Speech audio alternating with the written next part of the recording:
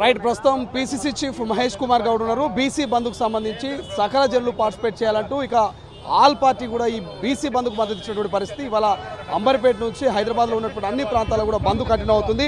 PCC chief Mahesh Kumar Goud ఉన్నారు, వారితో కూడా మనం మాట్లాడే ప్రయత్నం చేద్దాం. ఎట్లా వస్తారు?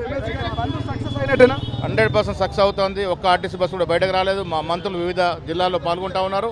కులాలకు మతాలకు అత్యధికంగా అందరూ మా నాయకులు పాల్గొంటా ఉన్నారు. ఇది రాహుల్ గాంధీ ఆకాంక్ష, రేవంత్ రెడ్డి ఆదేశం, అందరూ కూడా పాల్గొంటా ఉన్నారు. రాష్ట్ర ప్రభుత్వము కేంద్రంలో బీజేపీ ఏదైతే అధికారంలో బీజేపీ నాయకులు బంద్లో పార్టిసిపేట్ చేస్తున్నారు. కానీ ఈ బంద్ ఎవరి కోసము పార్టిసిపేట్ చేయడం సంతోషకరము, శుభపరణం. కానీ ఆ బీజేపీ నాయకులు కేంద్రం వద్దకు వెళ్ళి మోడీ గారికి మొరబెట్టుకోవాలి. ఇది న్యాయమైన కోరిక, దీన్ని తీర్చాల్సిందేనని ఎందుకు పోవట్లేదు?